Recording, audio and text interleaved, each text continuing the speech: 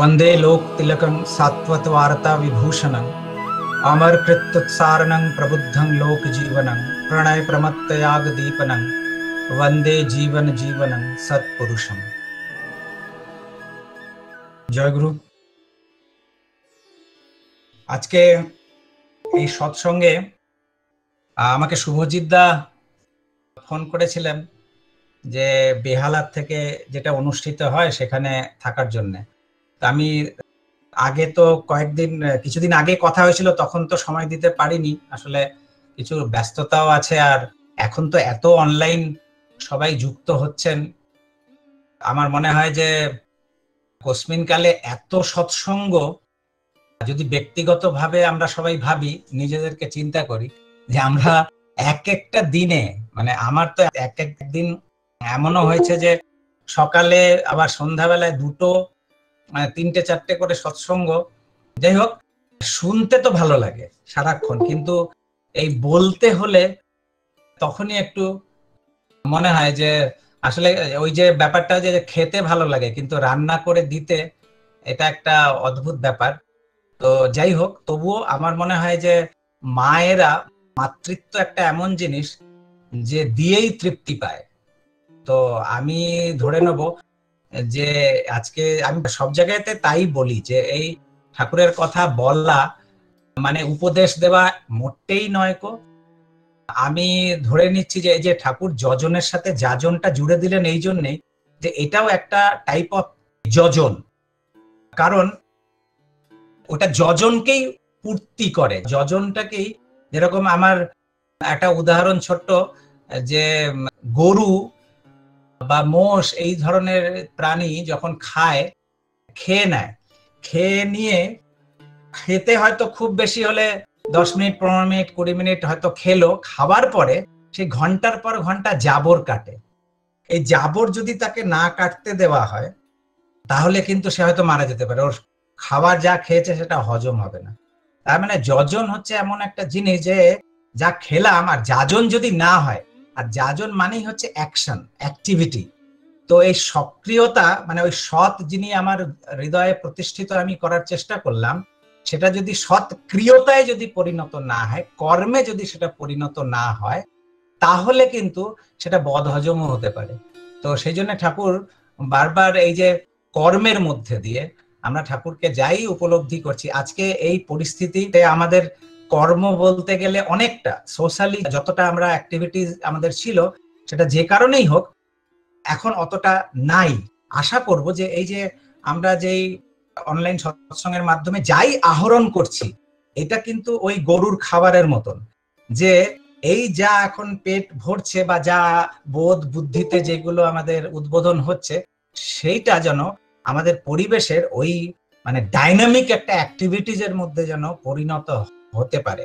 সেইটাই একটা বারবার মনে হতো যে প্রকৃতির উপরে, নেচারের বিরুদ্ধাচরণ, ওই আছে না ঠাকুরের একটা বাণী যে দুর্দশাতে কাবু যখন, বৃত্তি কাবু তাই, বাঁচার টানে মানুষ তখন বিধির পথে ধায়। আজকে যে এত বেশি নিয়ম সদাচার, এত কিছু মানা মানি, এইগুলো কারণ শুরু হলো কি করে? এই কথাগুলো যে এটা নতুন তা তো নয়, হাজার হাজার বছর ধরে ঋষি মুনিরা, পুরুষোত্তমের বারবার আবির্ভাব, এই সবকিছুই এগুলো জীবনের জন্য, বর্ধনের জন্য। কিন্তু তারা বারবার এসছেন, বারবার আমাদের পথ দেখিয়েছেন, বারবার জীবনের পথে চালিত করেছেন।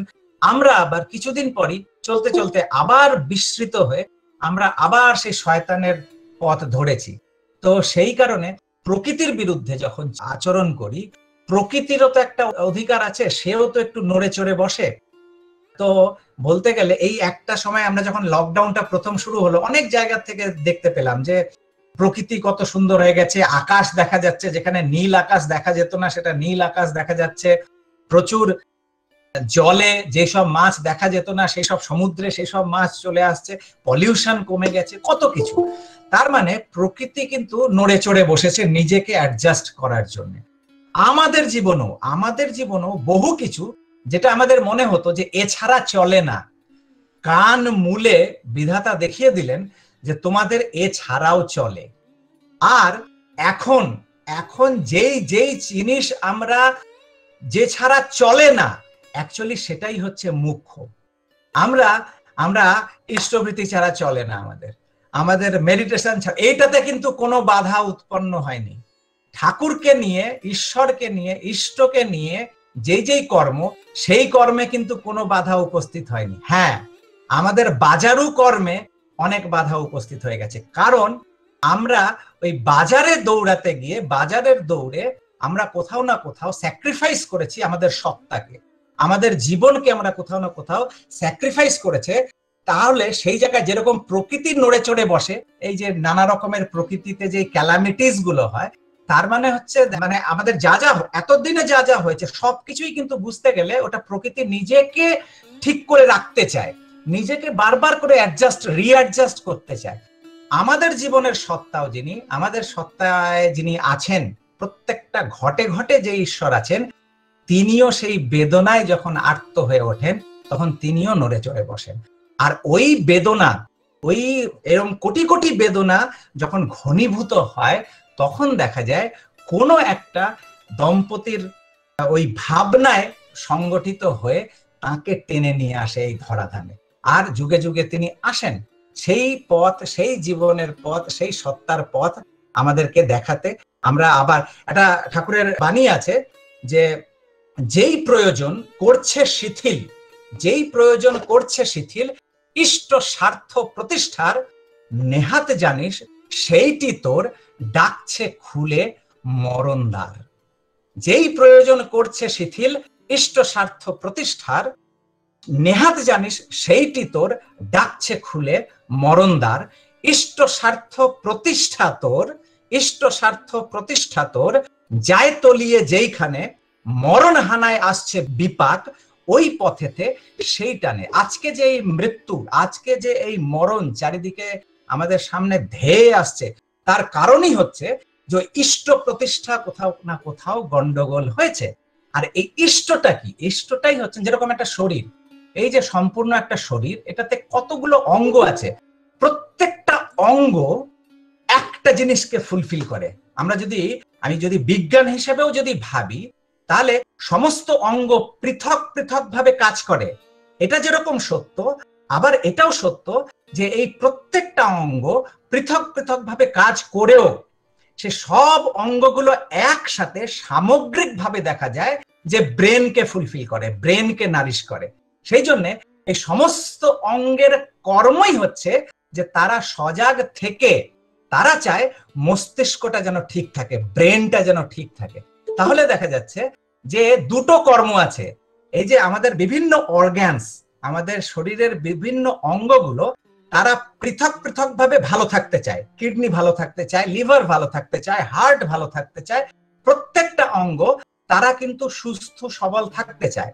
এটা হচ্ছে তাদের ইন্ডিভিজুয়াল বৈশিষ্ট্য, তারা ব্যক্তিগত সত্তা তাদের বজায় রাখতে চায়। আবার দেখা যায় যে সমস্ত ব্যক্তিগতভাবে বজায় থেকে একটা সামগ্রিকভাবে সমষ্টিগতভাবে আর একটা জিনিসকে বাঁচাতে চায়, সেটা হচ্ছে ব্রেন। তার মানে ব্রেনই হচ্ছে, এইটা যদি ডেড হয়, সমস্ত অর্গান ভালো থাকা সত্ত্বেও সেই মানুষটাকে ডেড বলা হয়, সে মারা যায়।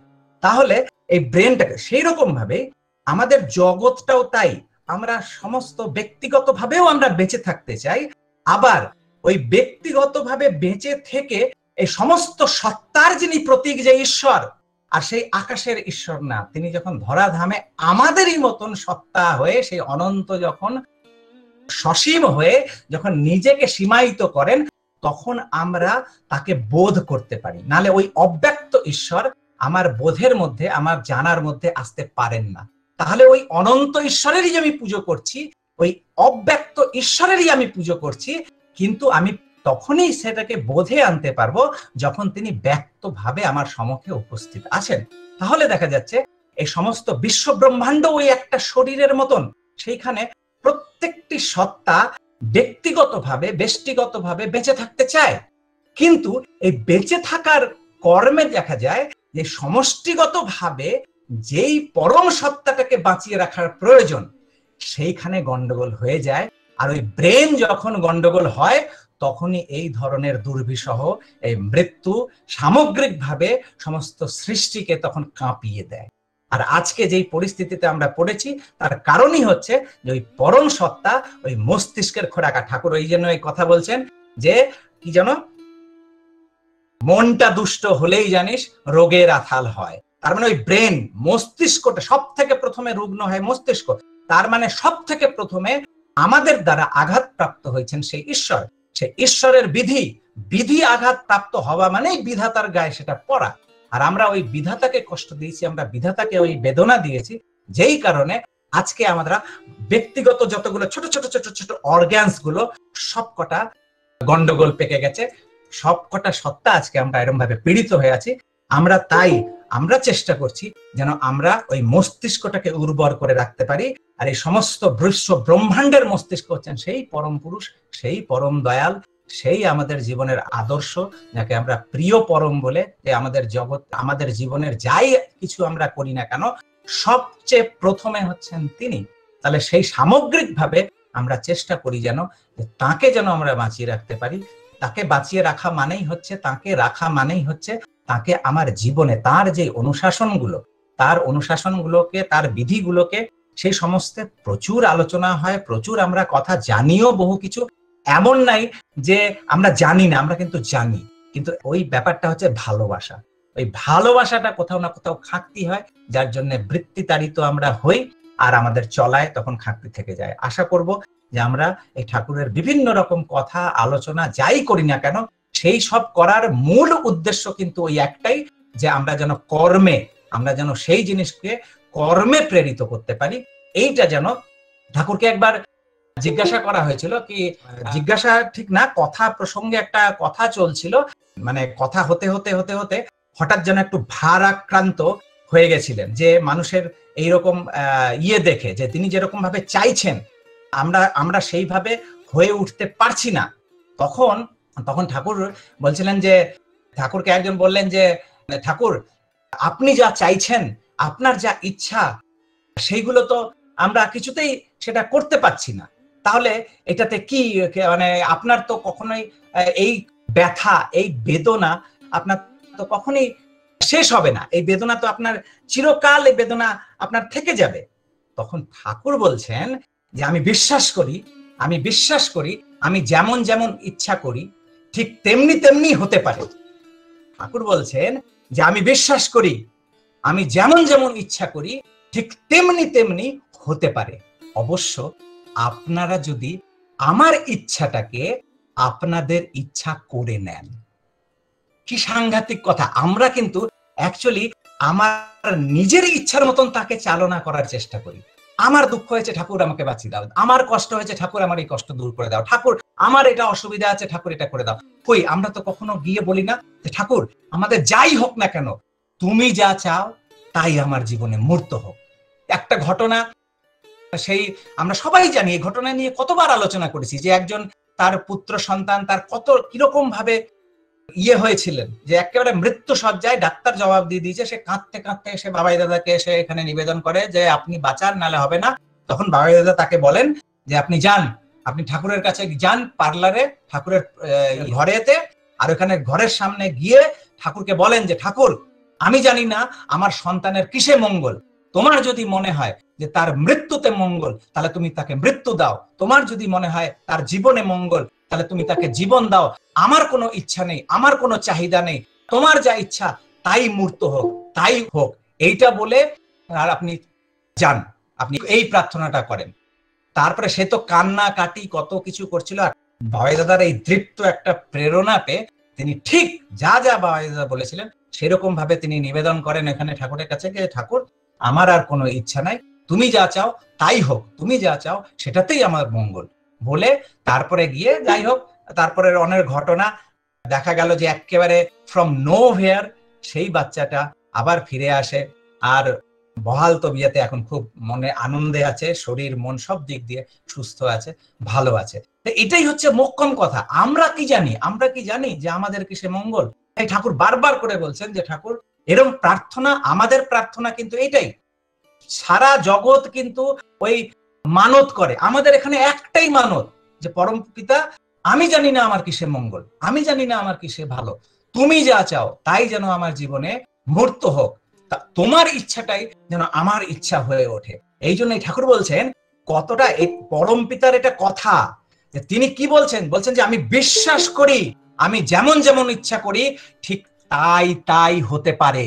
অবশ্য আপনারা যদি আমার ইচ্ছাটাকে আপনাদের ইচ্ছা করে নেন, আমার ইচ্ছা মতো কাজ করবেন, আর তার মধ্যে আপনাদের, ঠাকুর বলছেন যে আমার ইচ্ছা মতন চলবেন, আমার ইচ্ছা মতন কাজ করবেন, আর তার মধ্যে আপনাদের ব্যক্তিগত ইচ্ছাগুলি, স্বার্থ, প্রয়োজন, প্রবৃত্তি ও খেয়ালগুলি স্বতন্ত্রভাবে চালাতে থাকবে, তাতে কিন্তু হবে না। মানে আপনার ইচ্ছাটাও আমি নিচ্ছি, আবার আমার যে ইচ্ছাগুলো আছে, আমার যে ব্যক্তিগত চাহিদাগুলো আছে, আমার যে বৃত্তি প্রবৃত্তির প্রয়োজনগুলো আছে, আমার খেয়াল মাফিক চলনা আছে, সেটাও একসাথে চালাতে থাকবো, এ কিন্তু হবে না। ঠাকুর স্পষ্ট বলে দিয়েছেন আপনাদের ভিতর যা কিছু আছে তার প্রত্যেকটি আলাদাভাবে এবং সবগুলি সামগ্রিকভাবে আমার ইচ্ছার সঙ্গে সঙ্গতিশীল হয়ে ওঠা চাই। ঠাকুর বলছেন যে আপনাদের ভিতর যা কিছু আছে তার প্রত্যেকটি আলাদা আলাদা ভাবে, মানে আমার বউ বাচ্চা, আমার টাকা পয়সা, আমার বিজনেস, আমার সমস্ত এই সব কিছু আলাদা আলাদা ভাবে যেন ঠাকুরমুখী হয়, আবার এই সমস্ত কিছু সামগ্রিক ভাবেও যেন ঠাকুরমুখী হয়। তাই ঠাকুর বলছেন যে আপনাদের ভিতর যা কিছু আছে তার প্রত্যেকটি আলাদা ভাবে এবং সবগুলি সামগ্রিক ভাবে আমার ইচ্ছার সঙ্গে সঙ্গতিশীল হয়ে ওঠা চাই। তোমার রক্তের একটা কণা, শরীরের একটা সেল বা ইচ্ছার একটা আঁশও যদি থাকে যা আমার ইচ্ছার পরিপূরণে সক্রিয়ভাবে আগ্রহশীল হয়ে ওঠেনি, তাই একদিন মস্ত বড় বাধার সৃষ্টি করে তুলতে পারে। এই বাধার অপসারণ হয়ে গেছে যার মধ্যে, তার অসাধ্য কাণ্ড নেই, এমনতর যে সে নিরহংকার হয়ে যন্ত্রস্বরূপ কাজ করে যেতে পারে, পরম পিতা তাকে নিত্য শক্তি যোগান। এত বড় একটা আশ্বাসের কথা ঠাকুর কি বলছেন যে একটা আঁশও যদি ভিতরে থাকে যেটা তার ইচ্ছার বিরুদ্ধে, তার বিধির বিরুদ্ধে, তার অনুশাসনের বিরুদ্ধে, সেটাই কিন্তু আমাদেরকে সাবার করে দেবে, সেটাই আমাদেরকে মৃত্যু মুখে করে দেবে। তাই আশা করি যে আমরা যত কিছু যাই আলোচনা করছি, যাই আমরা কথা বলছি, যাই আমরা ঠাকুরকে নিয়ে ভাবছি, চিন্তা করছি, সেই সমস্ত কিছুগুলো যেন তাকেই পূরণ করার জন্য হয়, তাকেই ভালোবেসে, তাকেই তার তৃপ্তির জন্য, তার তুষ্টির জন্য। সেখানে আমার তৃপ্তি বলে কিছু নাই, আমার তুষ্টি বলে কিছু নাই, আমার সত্তা বলে কিছু নাই, আমার জীবন বলে কিছু নাই। তারই সত্তায় আমি সত্তায় ভরপুর হয়ে থাকবো, তারই জীবনে আমি ভরপুর হয়ে থাকবো। তাকেই তৃপ্ত করার জন্য আমার প্রতিটা শরীরের প্রত্যেকটা কণা যেন তার সেবাতে লাগতে পারে। আমি যাই করি না কেন, আমার জীবনে যা কিছু আছে না কেন, সে সমস্ত কিছু তার ভেবেই আমি যতটুকু কর্তব্য হিসাবে করে যাবে, কিন্তু আসলে হচ্ছে তিনি। যাই হোক, কথা তো অনেক হবে। আর আজকে যেরকম শুভজিৎদার সাথে কথা হয়েছিল, আসলে এই প্রশ্ন উত্তর বা যাই থাকুক, যেই প্রশ্নগুলো তারা তৈরি করেছেন, জানি না কি কথা আসবে, তবে আমি শুধু এই জন্যই তাকে বলেছিলাম যে প্রশ্নের উত্তরদাতা হিসেবে আমার সেই সাধ্যি নাই, সেই ধৃষ্টতা আমি করতে পারি না, সেই ক্ষমতাও আমার নেই। আমি শুধু নিজের প্রশ্ন এক্সপ্লোর করছি। আমার জীবনে বহু অনুত্তরিত ব্যাপার আছে, সেই অনুত্তরিত ব্যাপারগুলো সমাধান প্রাপ্ত হতে হবে, সেইগুলোই কিন্তু কমপ্লেক্স। বৃত্তি মানেই হচ্ছে যেই জিনিস আমার জীবনে সমাধান প্রাপ্ত হয়নি। এইরকম জন্ম জন্মান্তরের কত কিছু আছে যেটা হয়তো আমি নিজেও জানি না। আমার আনকনসিয়াস মাইন্ডে মাঝে মাঝে এমন এমন অদ্ভুত একটা বেদনা পরিস্থিতির মধ্যে, সাফারিংস এর মধ্যে আমরা পড়ি, যার উত্তর নিজেই খুঁজে পাই না, যার অ্যাকচুয়ালি এক্সপ্লেনেশন আমরা নিজেই খুঁজে পাই না, যে এ আমার জীবনে কোথা থেকে আসলো। তার মানে সমস্ত জিনিসগুলো গ্রন্থি হয়ে কত জন্ম, কত জন্মের কত রকম কর্মের ফেরে আমাদের এরকম গ্রন্থি রচনা হতে হতে হতে হতে পরম দয়ালের আজ আমরা এই ভাগ্যক্রমে তার চরণে এসে পড়েছি। এইবার আস্তে আস্তে এক একটা এই দুর্বলতার বিরুদ্ধে যুদ্ধ শুরু হয়েছে, এক একটা সেই গলে পচে নষ্ট হয়ে যাওয়া যে মানে রুগ্ন আমাদের শরীরের মধ্যে যে ব্যথার সৃষ্টি করছে মাঝে মাঝে, সেই রকম কত গ্রন্থি আছে যেগুলো সমাধান প্রাপ্ত হয়নি বলে গাঁট হয়ে আছে, নটস হয়ে আছে। আর ওই ঠাকুর বলতেন না যে যেখানে গমন করিলে গ্রন্থির মোচন হয় সেটাই তীর্থ। তাহলে আমরা মদভক্তা যত্র গায়ন্তি তত্র তিষ্ঠামি নারদ, আমরা যেখানেই তার গুণগান করি, যেখানেই আমরা সমবেত হয়ে তাকে নিয়ে চর্চা করি, সেখানেই তিনি আছেন। আর তিনি যেখানে আছেন সেখানেই গ্রন্থির মোচন হয়। তাহলে আমার অনেক কিছু আছে যেটা হয়তো আমি নিজে জানি না, আমি হয়তো নিজে সেটাকে ব্যক্ত করতে পারি না। তাই এই ভক্ত সমাগমে যখন উপস্থিত হই তখন নিজেরও অনেক খাঁটি থাকে, সেগুলো বুঝতে পারি। হয়তো যেই কথাগুলো এখন আমার সামনে উপস্থিত হবে সেটা হয়তো আমারও কথা, কিন্তু যতক্ষণ না সেটা আপনাদের সংস্পর্শে এসে, যতক্ষণ না সেটা আমার কাছে উপস্থিত হলো, আমরা নিজেও জানতাম না আমি যে ও বাবা এটা তো আমারও প্রশ্ন ছিল। তাই আমি আশা করব যে এই কথাগুলো আমি উত্তরদাতা হিসেবে নয়, আমি আপনাদের সাথে সাহায্য নিয়ে সমাধানে আসার, ঠাকুরের সেই ব্যাপারে কি বলা বা কি ঠাকুরের কথা সেইগুলো চেষ্টা করব।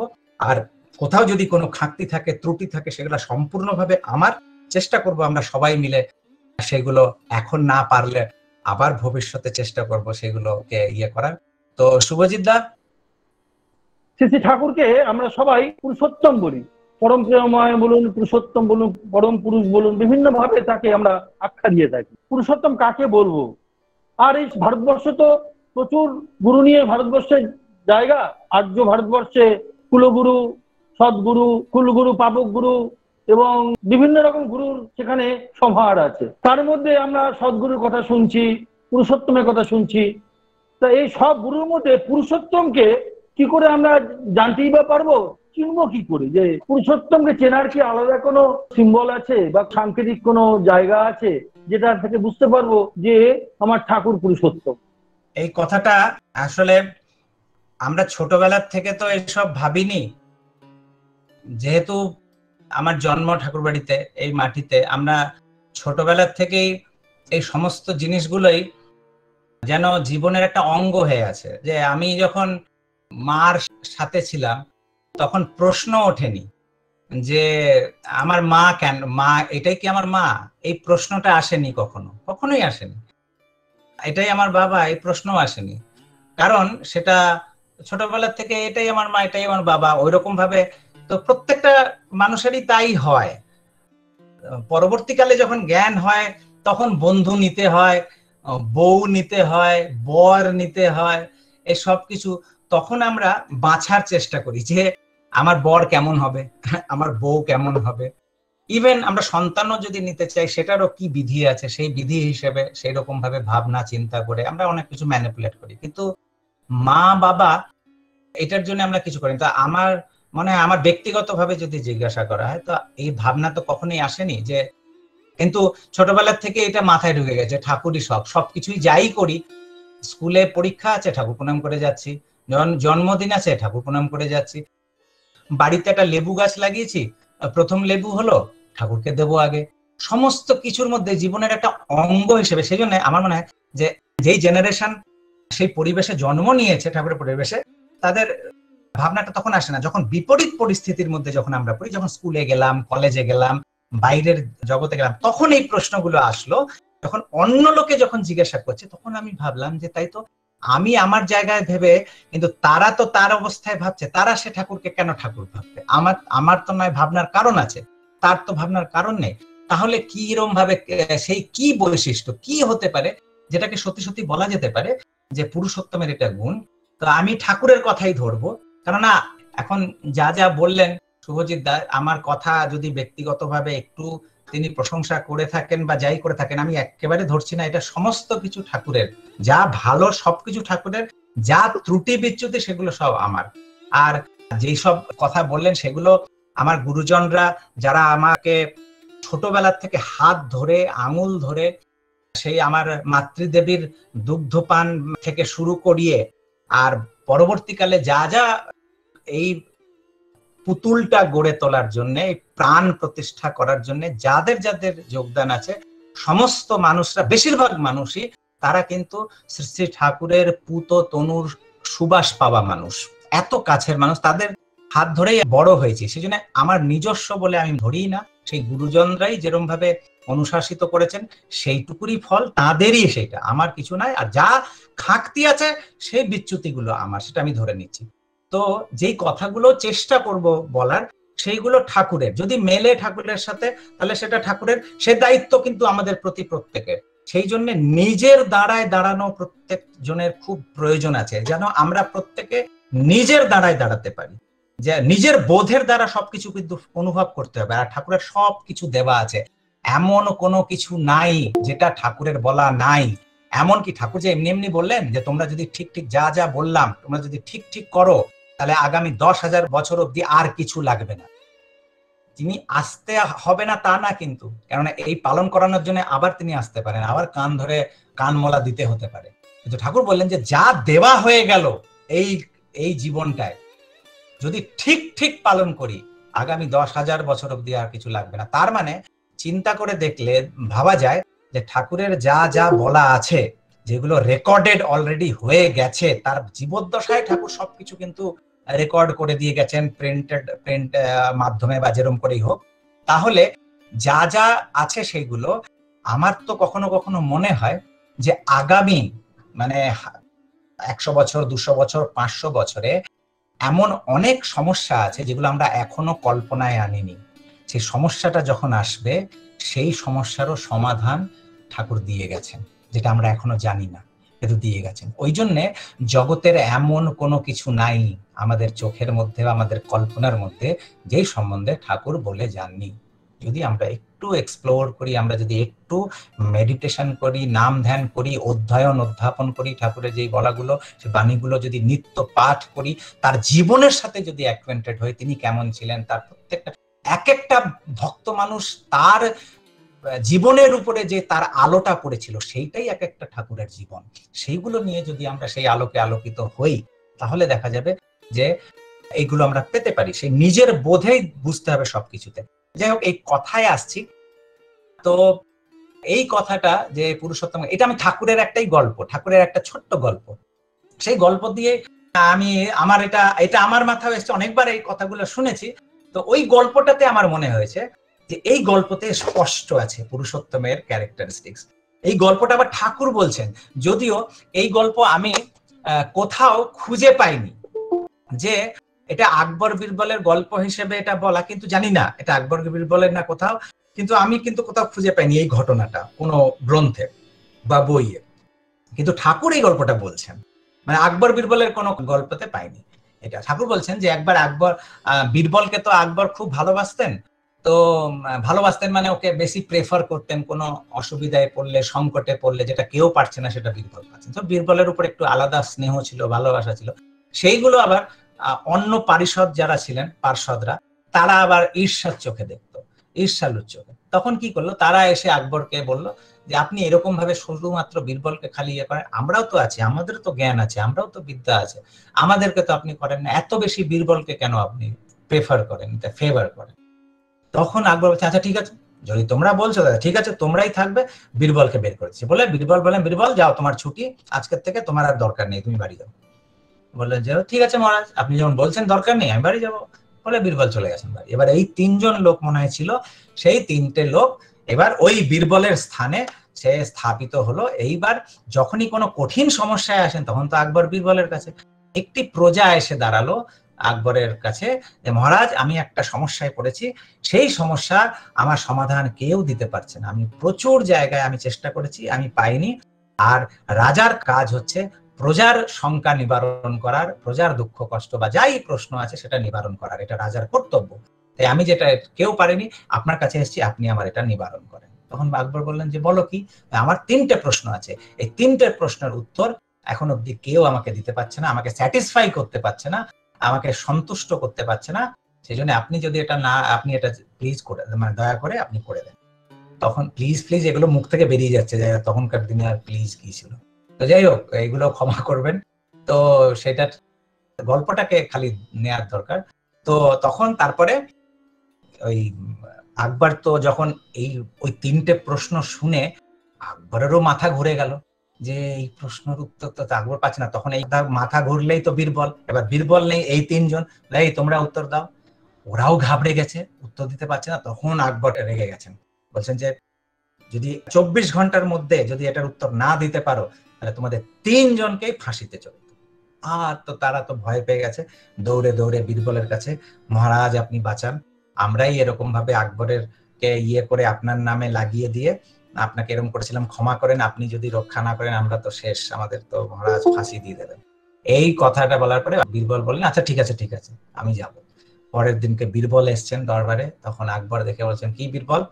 বললেন হ্যাঁ কি একটা প্রশ্ন এসছে নাকি? তখন বলছে হ্যাঁ, এই প্রশ্নের উত্তর ওরা যদি না দিতে পারে তাহলে ওদেরকে তো একদম ফাঁসি চড়বেই। বীরবল জিজ্ঞেস করছেন কি প্রশ্ন? তো প্রথম প্রশ্ন, ফার্স্ট প্রশ্ন হচ্ছে যে ঈশ্বর কি করতে পারেন না। প্রথম প্রশ্ন হচ্ছে ঈশ্বর কি করতে পারেন না। এটা তো একটা অদ্ভুত প্রশ্ন। আমরা তো জানি তিনি সর্বশক্তিমান, সব পারেন, এমন কোনো কিছু নাই। ঈশ্বর আবার পারবেন না? তারই সৃষ্টি, তারই জগতে, তিনি পারবেন না? তিনি পারেন না, এটা তো একটা অদ্ভুত প্রশ্ন। তখন বীরবল বলছেন যে হ্যাঁ মহারাজ, ঈশ্বর একটা জিনিস আছে যেটা ঈশ্বর পারেন না।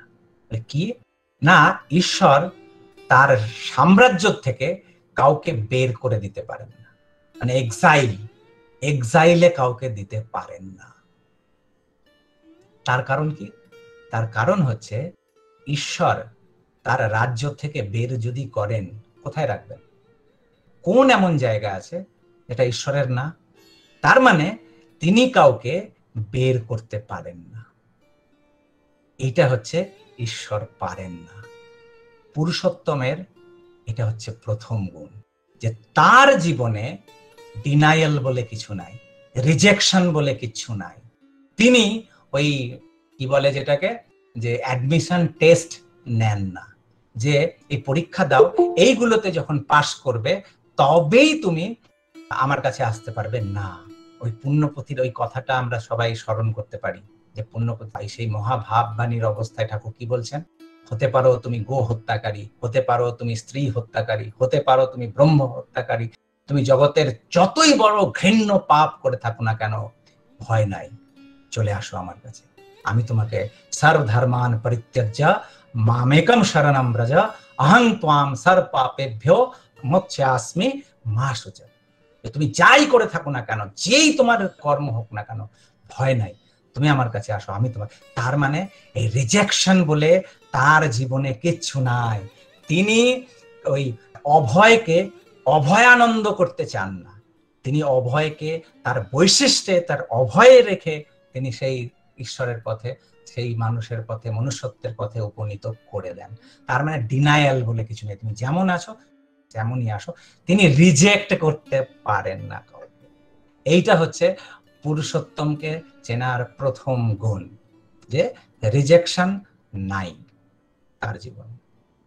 দ্বিতীয় প্রশ্ন, আকবর বলছেন যে আচ্ছা ঠিক আছে, এটা তো ঠিক আছে। দ্বিতীয় প্রশ্ন, তো দ্বিতীয় প্রশ্ন হচ্ছে ঈশ্বর কি দেখতে পারেন না। এটাও একটা অদ্ভুত প্রশ্ন, যে ঈশ্বর কি দেখতে পারেন না। ঈশ্বরের সামনে তো সমস্ত, তিনি তো সবকিছু, মানে সর্বজ্ঞাতা, তিনি সব জানেন, সব কিছু দেখছেন। তো এমন কি আছে যেটা ঈশ্বর দেখতে পারেন না? এটাও একটা অদ্ভুত, মানে ডিলেমায় পড়ে যাওয়ার মতন প্রশ্ন, যে এটা কি করে। বীরবল তখন হাসছেন, বলছেন হ্যাঁ, ঈশ্বর একটা জিনিস দেখতে পারেন। বলে কি না, ঈশ্বর একের মতন আরেকটা এক দেখতে পারেন না। মনে করেন ঠাকুরের জীবনে সেই স্কুলে 1+1, এই দুটো এক হতে পারে না, এই দুটো এক দুই হয়ে যাচ্ছে। সেই নিয়ে ঠাকুরকে সেই প্রহার করেছিলেন সেই মাস্টারমশাই। আর সেই ঠাকুর সারা জীবন, এটা প্রকৃতির নিয়ম, সৃষ্টির নিয়ম, ব্রহ্মাণ্ডের এইটাই নিয়ম, বিধির এটা নিয়ম, যে পৃথিবীতে এই সৃষ্টিতে একের মতন আরেকটা এক নাই, ওই এক একই। তার মানে বৈশিষ্ট্য, প্রত্যেকের নিজস্ব বৈশিষ্ট্য আছে, প্রত্যেকের নিজস্ব ক্যারেক্টারিস্টিক্স আছে। আমাদের মাথার দুটো চুলও এক নয়, একটি গাছের দুটো পাতাও এক নয়। তার মানে প্রত্যেকটা সত্তা তার নিজস্ব রকম আছে।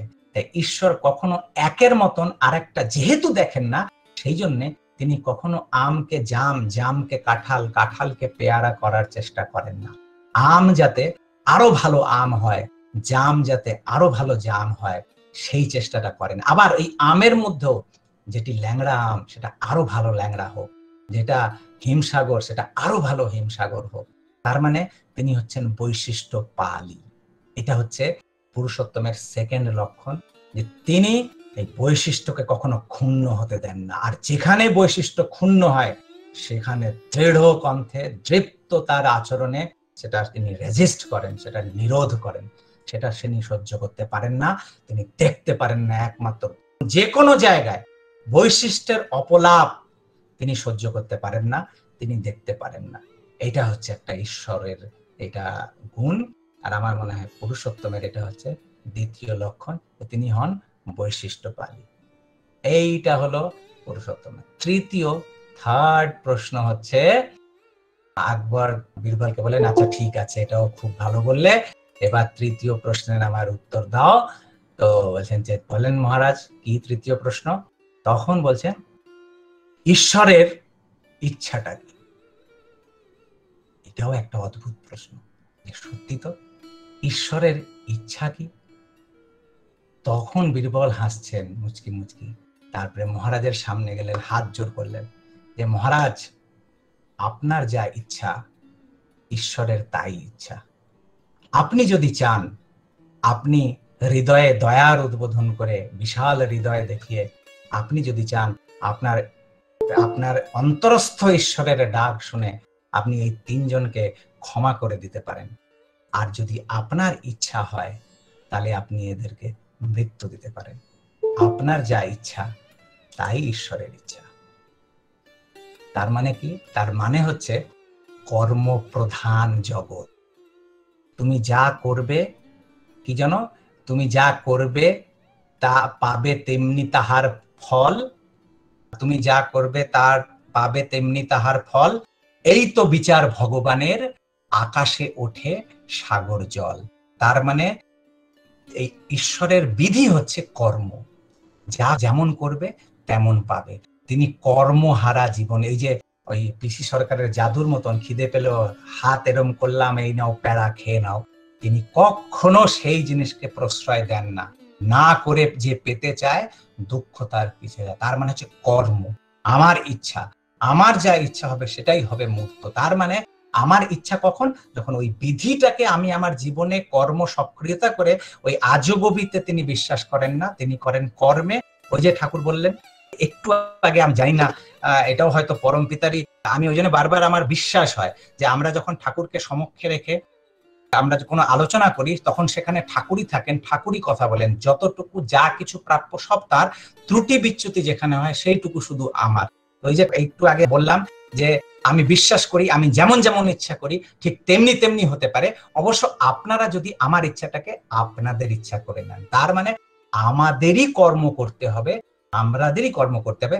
মানে এই থার্ড প্রশ্নের উত্তর দিলেন যে, মহারাজ আপনার যা ইচ্ছা সেটাই ঈশ্বরের ইচ্ছা। মানে আপনি যদি চান তাহলে ওর মঙ্গল হতে পারে, আপনি যদি চান তার অমঙ্গল হতে পারে।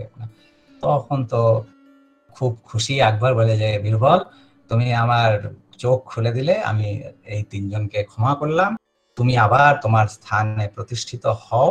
তার মানে আমার মনে হয় ঠাকুর যে এই গল্পটা বললেন, যে কারণেই হোক, যেখানেই থাকুক না থাকুক, গল্পটা ভেদেই হোক, যেমন করেই হোক, কিন্তু আমার মনে হয় পুরুষোত্তমের যদি পরিভাষা বলতে, এই তিনটে বহু জিনিস আছে, আরো অনেক কিছু আছে আমরা বলতে পারি, কিন্তু এমনি যদি আমি যদি মুখ্য যদি ভাবি, তাহলে প্রথম হচ্ছে যে তিনি অস্বীকার করেন না কাউকে। তার চরণে যেই আসুক না কেন তিনি তাকে আলিঙ্গন করে তাকে নিয়ে নেন, নিজের চরণে আশ্রয় দেন।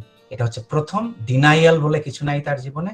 দ্বিতীয় লক্ষণ হচ্ছে বৈশিষ্ট্যপালী, তিনি কোনো বৈশিষ্ট্যকে ক্ষুণ্ণ হতে দেন না। এইটা হচ্ছে একটা বিরাট বড় লক্ষণ পরম পুরুষের, সেই পুরুষোত্তমে, ঈশ্বরের, অ্যাকচুয়ালি আমি বলবো ঈশ্বরের। আর তৃতীয় জিনিস হচ্ছে তিনি কর্মহারা জীবন কখনো পছন্দ করেন না, যে তিনি করে দেবেন সব, তিনি করে দেবেন না, আমাকেই করতে হবে, তার তুষ্টির জন্য, তার পুষ্টির জন্য আমাকেই জীবনে চলতে হবে, আমার কর্ম, আমি যা চাইবো তাই হবে। তো এইটা আমার মনে হয় এই গল্পটা তারই মুখে শোনা গল্প, তারই মুখে থেকে বেরোনো গল্প। তো এটা তিনিই বলে দিয়েছেন। যাই হোক, আমি জানি না কতটুকু বলতে পারলাম। শুভজিৎ দা, আমি আরেকটু বলি। আমরা যে অনেক সময় শুনেছিলাম যে পুরুষোত্তমের আজানুলম্বিত বাহু বা সমস্ত কিছু, একটা জিনিস আছে, আমরা যতটুকু আমরা আঁচ করতে পারি পুরুষোত্তমের জীবন দেখে ততটুকু আমরা বলতে পারি। অ্যাকচুয়ালি আসল কথাটা হচ্ছে কি, তিনি কোনো একটা ঠাকুরের এরকম ভাবে বাণীতেও আছে, তিনি এমন কোন লক্ষণ নিয়ে আসেন না যে এটা দেখে মানুষ চিনে যাবে, তার ইচ্ছা তিনি যে কোনো রূপে আসতে পারেন, যে কোনো রূপে। সেই জন্য আমার মনে হয় যে ওই জাগতিক রূপটা এটা নির্ভর করছে স্থান কাল পাত্র হিসেবে। সেই জন্য ওই ব্যাপারে যাওয়াটা আমার মনে হয় মানে কি বলবো, বামন হয়ে চাঁদ পাওয়ার মতন একটা ব্যাপার হয়ে যায়। যে সেই জন্য ওই ব্যাপারে আমি যাব না, কারণ এগুলো সমস্ত জিনিসগুলো নির্ভর করে এখন আমরা যেই ঠাকুরকে পেয়েছি, আমরা যে ঈশ্বরকে পেয়েছি। যেরকম হনুমান, একটা জায়গায় শোনা যায় যে হনুমানের সময় কৃষ্ণ এসেছিলেন, শ্রীকৃষ্ণ হনুমান তখন নাকি ছিলেন। যাই হোক, গল্পটা এখন আমাদের শিক্ষার্থেই হোক হনুমান ছিলেন না ছিলেন, কিন্তু গল্পটা কতটা সিগনিফিকেন্ট যে হনুমানকে যখন বলছে তখন তিনি কি বললেন যে শ্রীনাথে জানকী নাথে পরমাত্মনি অভেদা। তিনি বলছেন শ্রীনাথে জানকী নাথে পরমাত্মনি অভেদা তথাপি মম সর্বস্ব শ্রীরাম কমল লোচনা। তার মানে হচ্ছে যে আমি জানি যে সেই শ্রীনাথ মানে শ্রীকৃষ্ণ আর জানকীনাথ মানে রাম, সেই শ্রীকৃষ্ণ আর রাম তিনি হচ্ছেন পরমাত্মা, তিনি সেই পরম পুরুষ আর একই সত্তা তিনি, সেটা আমি সমস্ত ভাবে আমি জানি। কিন্তু এই জীবনটা তো আমি রামকে দিয়ে ফেলেছি। এই আমি যখন জন্মগ্রহণ করেছি, আমি যখন পেয়েছি, তখন তো আমি রামকে পেয়েছি। আর এই একটাই জীবন আমার, আমি এটা তো দিয়ে দিয়েছি। আর আমি জানি যে তিনিই রাম, কিন্তু আমি আর দিতে পারছি না কাউকে। তো সেই হিসেবে আমি বলছি যে আমরা যেরকম ধরেন, আমরা যদি বিশ্বাস করি যে ফিজিক্সের ল বলে এনার্জি অফ কনজারভেশন, যে এনার্জি কখনো নষ্ট হয় না, রূপান্তরিত হয়, তেমনি আমি যখন এখন আছি তাহলে এর আগেও ছিলাম আর আমি এর পরেও থাকবো, কখনোই নষ্ট হব না, রূপান্তরিত হতে পারে বিভিন্ন রকম ভাবে। তাহলে এই পূর্ব জন্মের জাতিস্বর এইগুলো যদি বিশ্বাস করি, এখন একজন ধরেন একটি স্ত্রী, সে পতিব্রতা স্ত্রী, তার স্বামী হয়তো গত হলেন, এবার জাতিস্বর হয়ে কোথাও জন্ম নিলেন, এবার সেই বাচ্চাটা যা যা বলছে সমস্ত মিলে যাচ্ছে এই স্ত্রীর এই স্বামীর সাথে, তখন সেই স্ত্রীটা কি করবে? ওই যে নতুন জন্ম নিয়েছে তার সাথে গিয়ে কি বিয়ে করবে বা তার সাথে কি স্বামীর আচরণ করবে? কখনো করবে না। ভাবনাটা হয়তো থাকবে যে এটা আমার স্বামীরই রূপ, ততটুকু শ্রদ্ধা ভক্তি থাকবে, কিন্তু জীবন, এই যে পার্থিব জীবন, সেটা তো সেই পূর্ব স্বামীরকে দিয়ে দিয়েছেন। স্বামীরও ঠিক তাই হয়েছিল যে তিনি সমস্ত সত্তা দিয়ে এই পার্থিব জীবনটা রামের চরণে দিয়ে দিয়েছিলেন। সেই জন্য তার কাছে কিন্তু ওই রামের রূপটা দিয়েই তিনি ছিলেন, আর কোনো কিছু তার প্রয়োজনে ছিল না। সেই জন্য তিনি বুঝছেন যেটা শ্রীকৃষ্ণ, সেই জন্য তিনি বুঝেও কিন্তু শ্রীকৃষ্ণের কাছে গিয়ে একেবারে সারেন্ডার করে দিতে পারলেন। তিনি জানলেন ওটাই আছেন, কিন্তু তিনি রাম নিয়ে ছিলেন। সেরকমই ঠাকুরের এই রূপ আমরা যারা পেয়েছি, যে এই যেগুলো ডেসক্রিপশন আপনি হয়তো দেওয়ার কথা বলছিলেন, আমাদের চোখে ভাসে যে খালি গা পইতে এরকম ভাবে বসে আছেন, শুভ্র বিছানা। এর পরে হয়তো দেখা যায় আমরা তো এই জীবনে আমরা এই রূপকেই ভালোবাসি, হতে পারে যে পরবর্তী সময় তিনি এই রূপ নিয়ে আসবেন, সেটা আমরা কেন ডিফাইন করতে পারি? আর আমাদের সাহস আছে যে তাকে আমরা ডিফাইন করতে পারি তিনি কিরম ভাবে আসবেন? ফর্সা আসবেন, কালো আসবেন, লম্বা আসবেন, বেটে আসবেন, তার ইচ্ছা।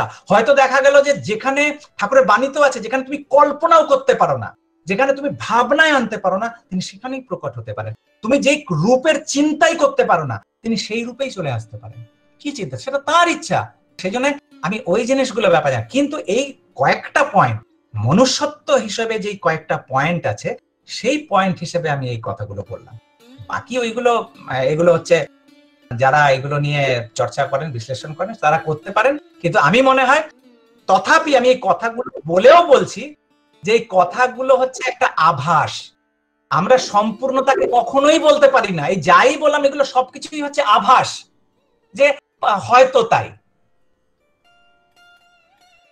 সেকেন্ড প্রশ্নে যাচ্ছি, সৎসঙ্গের লোগো আমরা বিভিন্ন কেন্দ্র মন্দিরে দেখি, সেখানে সেই লোগোতে আমরা দেখি একটা হাফ পোর্শন জল আছে, তার উপরে সূর্যের একটা প্লেসমেন্ট আছে, আর জলের উপরে রাজহাঁসকে দেখি এবং রাজহাঁসের ঠোঁটটা দেখি সেই সূর্যের জায়গাটাতে ওদিকটাতে উঁচু করে সেখানটা যেন স্পর্শ করছে, এরকম একটা নজর এরকম আসে। আর ওই টোটাল লোগোটাকে ঘিরে লেখা আছে দদাতু জীবন বৃদ্ধি নিরন্তরং স্মৃতিচুর্যতে। ঠাকুরের এই লোগোটা কি এক্সপ্রেশনই বা কি বলতে চাইছেন? লোগোটাই বা ঠাকুর সমস্ত কেন্দ্র মন্দিরে আমরা এটাকে কেন দেখতে পাই? এটা নিশ্চয় কোনো তাৎপর্য তো আছে। আর সেই সাথে দদাত জীবনবৃত্তি নিরন্তরং স্মৃতিচুর্যতে যে কথাটা, এটার সাদৃশ্যটাই বা কি, এটা একটু বললে ভালো হয়। এটা ভীষণ সিগনিফিক্যান্ট। ঠাকুরের কোনো কিছুই ইনসিগনিফিকেন্ট নয়, প্রত্যেকটা জিনিসের গূঢ় মিনিং আছে, অর্থবাহী প্রত্যেকটা। বলে না যে পুরুষোত্তমের একটা হাঁচিও যখন তিনি দেন সেটাও সার্থক, সেটাও অর্থবাহী। প্রত্যেকটা তার চলা বলা, প্রত্যেকটা চাউনি, হাত নাড়া, মুখ নাড়া, এভরিথিং সবকিছু হচ্ছে সার্থক, অর্থবাহী। সেরকমই তিনি যখন কোনো কিছু সৎসঙ্গে যাই তার মুখ থেকে বেরিয়েছে বা যাই তিনি অ্যাপ্রুভ করেছেন, সেগুলো সবকিছু অর্থবাহী। তো এই লোগোটার কথায় প্রথম কথাটা নিচের থেকে শুরু করি। নিচের থেকে যেরকম যেরকম শুভজিৎ দা বলেন জল, অ্যাকচুয়ালি এটা হচ্ছে সাগর, মহাসাগর যদি ধরি, এটা কিন্তু জল না, এটা মানে পুকুর নয়। অনেকে এমব্লেমটা বানানোর সময় একটা ভুল করেন যে তার মধ্যে ঢেউ থাকে না, শুধু জল দেখিয়ে দেন, সেটা কিন্তু হবে না। আমাদের যে এমব্লেমটা আছে সেটা হচ্ছে ঢেউ খেলানো, তার মানে রিপলস অফ আমাদের ভাবনা চিন্তা। ভবসাগর, ভবসাগর পার করার কথা যে আমরা বারবার বলি, এই ভবসাগরটা কি? এই ভবসাগর তো আর এটা না যে প্যাসিফিক ওশেন আমরা সাঁতরে পার হয়ে গেলাম, সেটা না। ভবসাগর মানে হচ্ছে আমাদের মনের, আমাদের মস্তিষ্কের যে ওঠা নাবা, আমাদের প্রবৃত্তির যে ওঠা নাবা, এইটাই হচ্ছে জীবন। জীবন মানেই হচ্ছে যে কখনো উত্তরণ অবতরণ, উত্তরণ অবতরণ। কখনো আমরা যদি দেখি আইসিইউতে, ইন্টেন্সিভ কেয়ার ইউনিট যে হসপিটালস গুলোর হয়, সেটাতে মনিটরিং হয় যে স্ক্রিনে হার্টের সাথে যুক্ত করে, সেটার মধ্যে সিনেমাগুলোতে দেখবেন যে চলছে, বিপ বিপ করে সাউন্ড হয় আর এইরকম ভাবে থাকে, এই জিগজ্যাগ জিগজ্যাগ। তো দ্যাট মিনস কি স্টিল দেয়ার ইজ লাইফ। আর মৃত্যু যদি দেখাতে হয় তখন কি হয়? তখন স্ট্রেট লাইন হয়ে যায়। তার মানে এই রিপলসটা নেই, এই ওঠানাবাটা বন্ধ হয়ে গেল, লাইফ নেই। তার মানে জীবন মানেই হচ্ছে এই ঢেউ। যে আমাদের মন কিন্তু এই উপর নিচ হচ্ছে। আর এই উপর নিচ হচ্ছেই বলে এই গতি আছে। গতিটা সবসময় এইটাই, এই যে আমরা যেই একটা পেন্ডুলাম, এই যে পেন্ডুলাম মানে এই উঠছে, তার মানে এই ডাউনওয়ার্ডস হয়ে আবার ওঠার জন্য চেষ্টা করছে, একটা থ্রাস্ট হয়। জীবনের যে সাফারিংস, আমরা মনে করি যে জীবনের কষ্টগুলো, জীবনের অসুবিধাগুলো, দুঃখ বেদনাগুলো, এটা আমরা মনে করি যে এটা প্রয়োজন নাই জীবনে, এটাকে সরাও সরাও সরাও। অ্যাকচুয়ালি তা না, এইটাই আমাদেরকে ঠেলে নিয়ে দেয়। খিদে যদি না পেত তাহলে আমরা কিন্তু খেতাম না, আর যদি না খেতাম তাহলে আমাদের এই শারীরিক সংরচনার এই যে উদ্বর্ধন ছিল সেটা হতো না। সেই রকম ভাবে এই মনের যে আনাগোনা হয়, এই যে বৃত্তি প্রবৃত্তি কখনো এদিকে টানে কখনো ওইদিকে টানে, এই টানটার মানেই হচ্ছে যে আমাকে বিবর্তনের পথে এগিয়ে দিচ্ছে, ঈশ্বরের পথে, ইষ্টের পথে। এই গতিশীলতা ওই কারণেই হয়, এটাই হচ্ছে ঈশ্বরের বিধান। তো সেই জন্য আমার মনে হয় ওই যে ভব সমুদ্র সাগর, সেটা হচ্ছে ঢেউ খেলানো। আমাদের জীবনটা এরকমই, যে কখনো ওঠা কখনো নামা, কখনো ওঠা কখনো নামা। আর ওই ওঠা নামার মধ্যে যদি আমরা ওই হাঁস, এবার এই ওঠা নামার মধ্যে সমুদ্র মন্থনের সময় যেরকম বিষও এসছিল নানা রকমের, আবার অমৃতও এসছিল। এইবার বিষও ওই মন্থন যখন হবে, এই ঢেউয়ে, এই ভবসাগরে যখন আমরা এরকম ভাবে চলবো, তখন কি হবে? এই চলতে চলতে তখন আমাদের বিষও আসবে জীবনে, অমৃতও আসবে। এই বিষ আর অমৃত যখন আসবে, আমরা বুঝবো কি করে? আমরা যদি অসুর হই তাহলে তো এই বিষটাকেই খেয়ে ফেলবো, আর সুর যদি হই তাহলে আমরা হয়তো অমৃত পান করতে পারি। তাহলে এই দৃষ্টিটা কোথার থেকে আসবে? তা সেইটাই হচ্ছে ওই রাজহাঁস। দুধ আর জল দিলে সে কিন্তু জল ছেড়ে দিয়ে দুধটা নিয়ে নেয়। এটা হচ্ছে রাজহাঁস, হচ্ছে যে আমাদের চরিত্রটাকে কেমন রাখতে হবে, এটা হচ্ছে আদর্শ। এই জিনিসে, এই আদর্শে আমাদের চলতে হবে, যে অসৎ বর্জন, সৎ গ্রহণ। তার মানে ওই ভবসাগরে ওই রাজহাঁসের মতন আমাদেরকে ওই সাঁতরে সাঁতরে ঢেউ খেয়ে খেয়ে চলতে হবে। আর অসৎ বর্জন, সৎ নেব। কিন্তু এই অসৎ আর সৎ বর্জনটা কখনো কখনো ভুলভাল হয়ে যেতে পারে। যেটাকে আমি সৎ ভেবে গ্রহণ করছি সেটাই অসৎ হয়ে যেতে পারে। এই যে আমি জানি না আমার কিসে মঙ্গল, তাহলে এটা কি করে হবে? তাহলে ওই হাঁসের মুখটা যেন উৎসের দিকে থাকে। সেই উৎসটা কি? সূর্য হচ্ছে সিম্বলাইজড করছে যে জগতের সমস্ত জিনিসের প্রজেনিটার, সমস্ত এনার্জির হচ্ছে উৎস ওইটা। ওইখান থেকে সমস্ত জগতের সমস্ত এই গ্যালাক্সির সমস্ত এনার্জি সেখান থেকে গ্রহণ করছে, সেটা হচ্ছে সোর্স। তাহলে ওই ঠাকুরের একটা বাণী আছে, to ignore the source is to be deprived of resources. যদি আমি ওই উৎসকে অবজ্ঞা করি তাহলে ওই উৎসের সমস্ত সংসাধন থেকে আমরা বঞ্চিত হব। তাহলে ওই উৎসমুখী, গুরুমুখী, সূর্যমুখী, আমাদের ওই সূর্যমুখী হয়ে থাকতে হবে, যাতে এই যে সেগ্রেগেশন আছে, সৎ আর অসতের সেগ্রেগেশন, যে অসৎ বর্জন করে সৎ আমরা গ্রহণ করতে পারি। তাহলে এই পুরো সিম্বলটা হচ্ছে এইটা, যে এই ভবসাগরে হাঁসের মতন থেকে সূর্যমুখী হয়ে, উৎসমুখী হয়ে, মানে ইষ্টমুখী হয়ে, ঠাকুরমুখী হয়ে সৎ গ্রহণ, অসৎ বর্জন। এটা হচ্ছে সিম্বলের মোটামুটি যা বলতে পারলাম। আর এটার মানে তো ওই দদাতু জীবন বৃদ্ধি নিরন্তরং স্মৃতি চেদুয়াতে, যে জীবন বৃদ্ধির দান সদা আর নিরন্তর স্মৃতি চেতনাতে, এই স্মৃতিবাহী চেতনা নিয়ে যেন ওই যে পরবর্তী যদি কোথাও কোনো জন্মে, বা এই যে আমার এনার্জি যে শক্তি গ্রহণ করে আমরা যে বিবর্তিত হলাম যেই জীবনে, সেই জীবনটা যখন ট্রান্সফর্ম হবে, এই এনার্জি একই থাকবে, কিন্তু অন্য যখন ফর্মে যখন যাবে, তখনও যেন এই এতদিনের কর্মটা যেন নষ্ট না হয়ে যায়, আমরা আবার যেন এবিসিডি না শিখতে হয়। এই চেতনাটাকে, এই যে ইষ্টের পথে, ঈশ্বরের পথে যে আমাদের বিবর্তনটা হলো, সেটা যেন আবার ক্যারি অন করি, নাহলে আবার সে শুরু করতে হবে জিরো থেকে।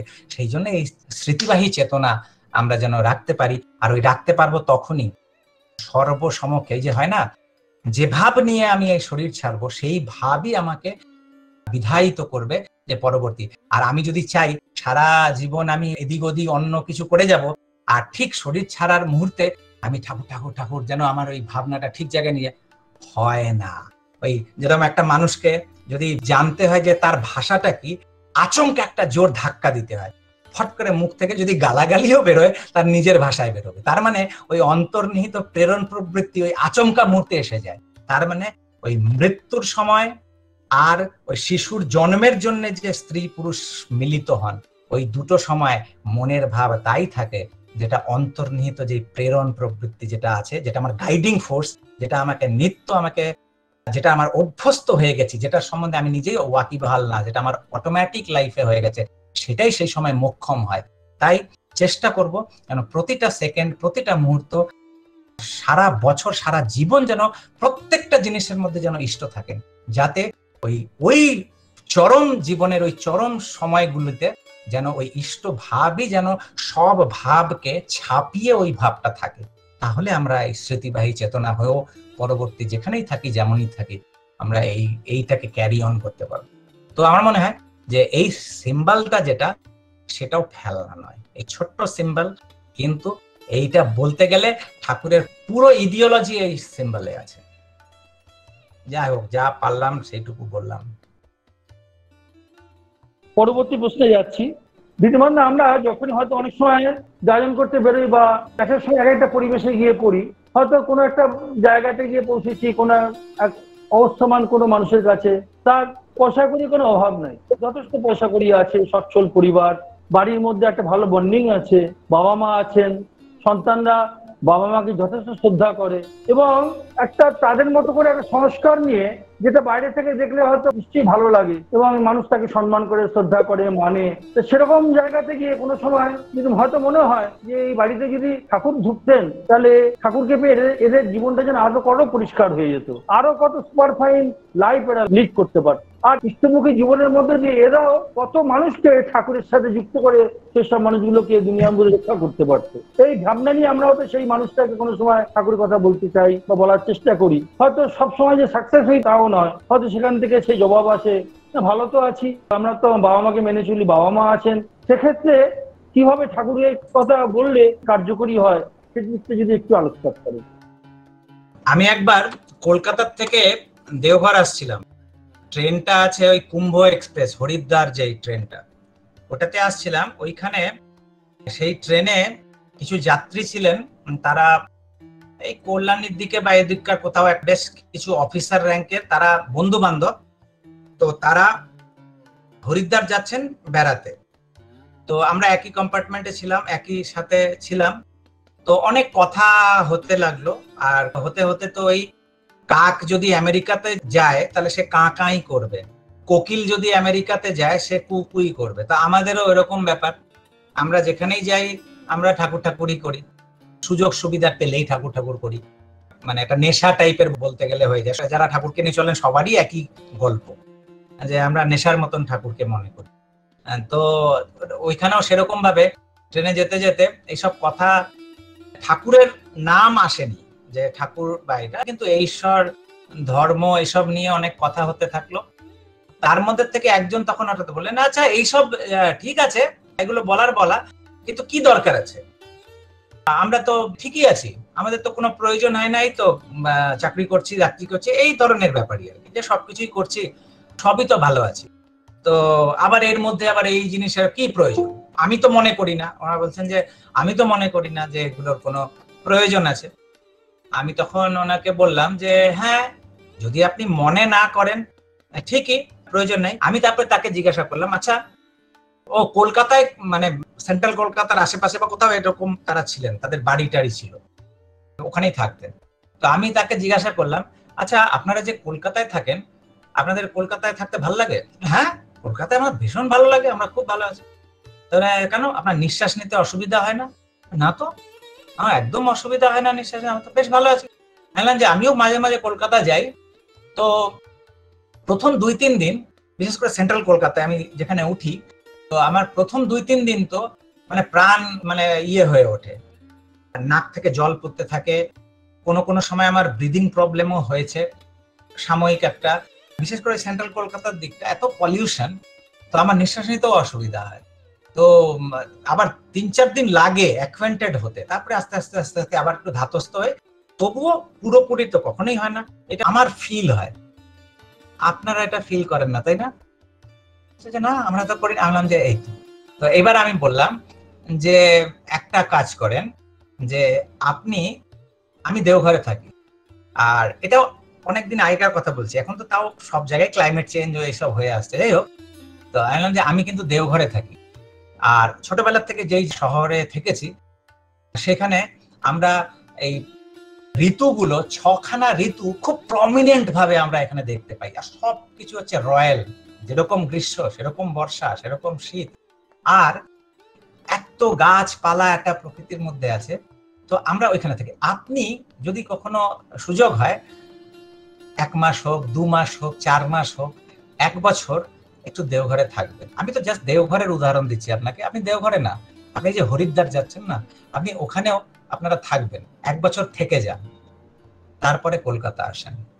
তখন এই যে এখন বলছেন না এই বেশ ভালো আছি, তখন আর বলবেন না এই বেশ ভালো আছি, কারণ আপনারা এই যে পলিউশনটা, এটাকেই অভ্যস্ত করে নিয়েছেন, এটাকেই জীবন ভেবে নিয়েছেন, এটাকেই এই বেশ ভালো আছি করে নিয়েছেন। কিন্তু যখনই আপনি ওই পরিবেশটায় যখন যাবেন, তখন ভাববেন যে আরে এই পরিবেশটাও আছে, এটা আছে। তারপরে যখন আপনি এখানে আসবেন, তখন আপনি ওই অভাবটা ফিল করবেন, যে আরে কি ভালো ছিলাম ওইখানে, আবার তখন এটাকে নরক মনে হবে। তার মানে হচ্ছে যে মানুষের মধ্যে ওই অভাবে পরিশ্রান্ত মনই ব্রহ্ম বা ধর্ম জিজ্ঞাসা করে। এইটুকু বলে ঠাকুর কিন্তু থেমে যেতে পারতেন, ঠাকুর কিন্তু থামেননি। তার পরের লাইনটা কি বলেছেন? তা না হলে করে না।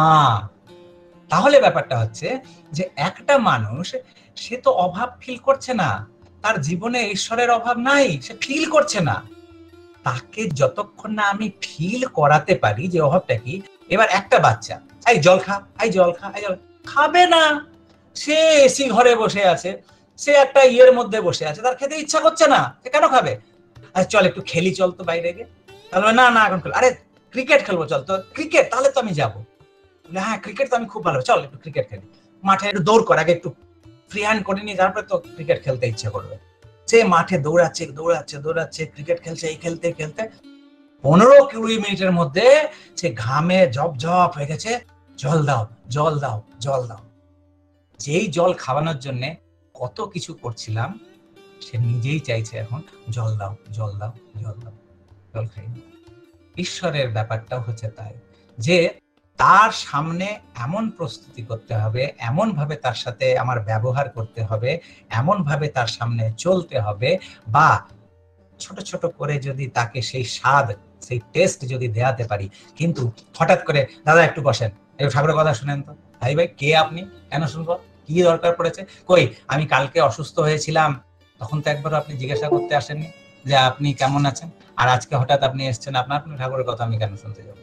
তার মানে ঠাকুর ওই জন্য, যখন অরুণ গাঙ্গুলি দা কিছুদিন আগে তিনি গত হলেন, সেই অরুণ গাঙ্গুলি দা যখন বিএচইউতে, বেনারস হিন্দু ইউনিভার্সিটিতে যখন পড়াশোনা করতে যাচ্ছেন, তখন ঠাকুরের কাছে অনুমতি নিতে গিয়ে তিনি বলেছিলেন যে ঠাকুর আমি যাজন করতে পারি না, আমি মানুষকে কথা আমার ঠিক হয় না, আমি কি করে করবো। মানে তিনি যেহেতু যাচ্ছেন বাইরে পড়াশোনা করতে, তো সেখানেও তো ঠাকুরের কথা বা এই যাজন এইসব করতে হবে, তো কি করে করবো। তখন ঠাকুর একটা লাইন তাকে বলেছিলেন, যে অরুণ গাঙ্গুলিদাকে, যে বি বিহেভিয়ারিস্ট, ব্যবহারিক হও। একটা লাইন, বিহেভিয়ারিস্ট, এই ব্যবহারিক, যে এই সামনের মানুষটাকে তার জীবনের কি কি দিক আছে সেগুলো বুঝতে হবে, তার সাথে বন্ধুত্ব করতে। তার জীবনে যদি সে আমাকে ভালোবাসতে পারে, তখন আমার যদি প্রিয় পরম কেউ হন, তাকে সে ভালোবাসতে বাধ্য হবে।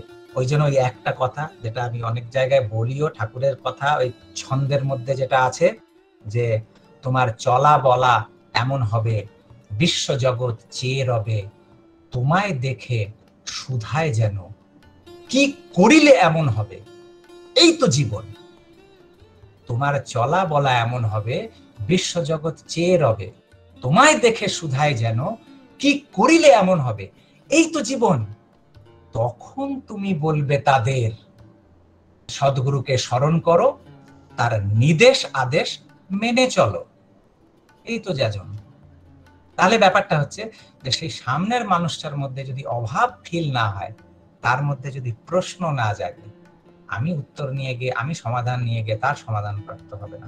তাহলে যেই মানুষটার সামনে যাচ্ছি, সেই মানুষটার পৃথিবীতে এমন কোন লোক নাই, সে বিল গেটস হোক, টাটা বিড়লা হোক, বা হেনরি ফোর্ড তখনকার দিনে হোক, আর যেই হোক, এমন কোন পৃথিবীতে মানুষ নাই যার জীবনে অভাব বলে কিছু নাই। হ্যাঁ, কারোর হয়তো দুটো অন্নের অভাব হতে পারে, কারোর হয়তো দু টুকরো রুটির অভাব হতে পারে, কারোর হয়তো গাড়ির অভাব হতে পারে, কারোর বাড়ির অভাব হতে পারে, কারোর আবার একটু স্নেহর অভাব হতে পারে, কারোর একটু একটু ভালোবাসার অভাব হতে পারে। যে কোনো সেই পার্টিকুলার ওই জায়গাটা যদি চিনতে পারি, সেই জায়গাটা যদি বুঝতে পারি, হেন মানুষ নাই পৃথিবীতে, হেন সত্তা নাই যার অভাব আছে। কিন্তু সেই অভাবটাকে বোঝা, এই দৃষ্টিটাই, এইটাই হচ্ছে পরম পুরুষের দৃষ্টি। তার মতন করে চোখ নিতে হবে, তিনি দেখলেই তার কাছে যেরকম মানুষ একেবারে ইয়ে হয়ে যেত, স্পষ্ট সবকিছু তার আগে পিছে সবকিছু তার কাছে, সেরকম আমাদের উপর সেরকম ভাবে সেই মানুষটার সেই রকম ভাবে যদি তার জীবনে প্রবেশ করতে পারি, স্নেহ ভালোবাসা কর্ম দিয়ে সেবার মাধ্যমে, তাহলে আমরা তাকে নিশ্চয়ই ইষ্ট প্রতিষ্ঠা হবে, কেন হবে না, হতেই পারে। তবে এইটা, আর সেটা যদি না হয়, তাহলে হাজার চেষ্টা করি, মনে হয় অসুবিধাই হবে। আসলে কি হয় শুভজিৎ দা, আমরা আসলে ঠাকুরকে বিপদে ফেলে দিই। যেরকম ধরেন আমি বাড়িতে আছি, আর আমি একটা ঘরে থাকি, এবার কলবেল বাজলো, নক নক, এবার দরজা খুললাম, দেখলাম ঠাকুর দাঁড়িয়ে আছে। এইবার আমি তো দেখেই, ঠাকুর আসেন আসেন আসেন আসেন। এইবার আমার ঘর অগোছানো, আমার বিছানার মধ্যে হয়তো এদিক ওদিক আসবাবপত্র পড়ে আছে, এইসব হয়ে আছে। এবার ঠাকুর ঘরে তো ঢুকে গেলেন, এইবার তিনি জায়গা পাচ্ছেন না, বসবো কোথায়, তিনি অপ্রস্তুত হয়ে গেলেন। আমাদের কিন্তু তাই হয়, আমরা এইরকম ভাবেই যখন হঠাৎ করে গিয়ে কারোর জীবনে ঠাকুরকে ঠেলে দিই কারোর ঘরে, তিনি তখন অপ্রস্তুত হয়ে যান, স্থান পান না, বসার জায়গা পান না। তার মানে আসন তৈরি করতে হবে আগে। আর ওই আসনটা কি, যদি ঠাকুর মনে করেন নক নক করলেন, খুললাম, ঠাকুর, ঠাকুর 1 মিনিট 1টা সেকেন্ড, দৌড়ে গেলাম ঘরে, দৌড়ে গিয়ে তাড়াতাড়ি করে একটা কিচ্ছু নাই, নতুন কাপড় নাই, হয়তো খবরের কাগজ আছে, সেটাই একটু পেতে দিলাম, সবকিছু করলাম। যখন হয়ে গেল তখন বললাম আগে ঠাকুর আসেন। এবার ঠাকুর এসেই বুঝে যাবেন যে এই বেটা খবরের কাগজ পেতেছে, এর কাছে কিছু নাই নিশ্চয়ই, এটাই নিশ্চয়ই আমার আসন। উনি গিয়ে সোজা গিয়ে ঠাকুর বসে যাবেন। মানুষের জীবনটাও এরকম, আমরা যখনই তার সেবা না করে, সেই মানুষটার আসল ব্যাপারটায় না প্রবেশ করে, তার জীবন বৃদ্ধির সব রকমের না বুঝে সুঝে আমরা যেই ঠাকুরকে ঠেলে দিই, ঠাকুরের দীক্ষা নাও, ঠাকুরকে এই করো, ঠাকুর কিন্তু অপ্রস্তুত হয়ে যান সেইখানটায়। তার চেয়ে যদি আমি তাকে সেবা দিয়ে মুগ্ধ করে আমি যদি তার ভালোবাসার জায়গা হয়ে উঠি সেই মানুষটার জীবনে, তার মানে ওই যে নতুন মানুষটা, ওই যে নতুন পরিবারটা, তার পরিবারে আমাকে সে যখন ভালোবাসতে পারলো, এই আমি হলাম ঠাকুরের আসন, আমি হলাম ঠাকুরের সিংহাসন। এইটা যখন প্রতিষ্ঠিত হয়ে গেছে, ঠাকুর এসে বসে যাবে, অটোমেটিক্যালি ভাবতে হবে না। আমার মনে হয় এটা সিম্পল জিনিস, যদিও তবুও এটা যদি আমরা খেয়াল রাখি, প্রত্যেকের জন্য যদি যেরকম ভাবে ঠাকুর অ্যাকচুয়ালি ফিল করতেন প্রত্যেকের জন্য, আমরাও যদি ওই রকম ভাবে ফিল করতে পারি, অনুভব করতে পারি, এইটুকু যে ঠাকুর এক একটা মানে পশু পক্ষী থেকে শুরু করে মানুষের সত্তার তো কোনো কথাই না, যেই প্রেম ভালোবাসা বেদনাটাকে নিজে ফিল করতেন, সেইগুলো যদি আমরাও আমার পরিবেশে সে যেমনই থাকুক আমরা যদি সেইটুকু দিতে পারি তাকে, তাহলে আজ নয় কাল, কাল নয় পরশু, এমনকি এ জন্মে না হোক নেক্সট জন্মেও যদি তার যদি ঠাকুরের চরণ পায়, সেটাও আমার অনেক পাওয়া। এটা সব ঠাকুরের দ্বারা। আমরা ভালো লাগাটা কি, মানে একটা যে কোনো জিনিস ভালো লাগা মানে হচ্ছে সেই স্পন্দনটা সবার মধ্যে আছে, তাই ভালো লাগা। মানে আমাদের যেরকম আমরা স্ট্রিং ইনস্ট্রুমেন্ট বাজাই, গিটার হোক সেতার হোক, তো যারা মিউজিক নিয়ে জানেন তারা জানেন যে ধরেন যে কোনো একটা স্বরে একটা তার যদি বেঁধে দিই, যে পা, এই পাতে যদি একটা তার বাঁধি, সেই পা টেনশনে টেন্সড হয়ে সেটা নক করলেই পায়ের স্বরটা বাজছে। এবার পাশের তারটা, ওটা যদি ওই কান মোলা বলে ওইটাকে, ওই মুলতে থাকি, যেই পায়ের রেজোনেন্স এক হবে, তো এটাকে বাজাতে হবে না, ওই একটা তার বাজালে এটাও রেজোনেট হয়ে যায়। তাহলে ব্যাপারটা হচ্ছে যে কোনো কথা কারোর ভালো লাগা মানে হচ্ছে সেই ভালোটা তার মধ্যেই আছে, সেই তারটা একটু নড়ে উঠেছে, আর সমস্ত সবকিছু নিয়ে সেই রেজোনেন্স তো ঠাকুরের, সেই ঠাকুরের জায়গাটা যেই স্পন্দিত হয়ে উঠছে, আমার ভালো লাগছে, আপনার ভালো লাগছে, সবার ভালো লাগছে। সেই জন্য আমার মনে হয় সবকিছুই ঠাকুরের দয়া, আর কিছু না। সেই জন্য আর এই বিষয়ে আর কিছু বলার দরকার নেই। যাই হোক, আমারও খুব ভালো লাগছে আপনাদের সাথে।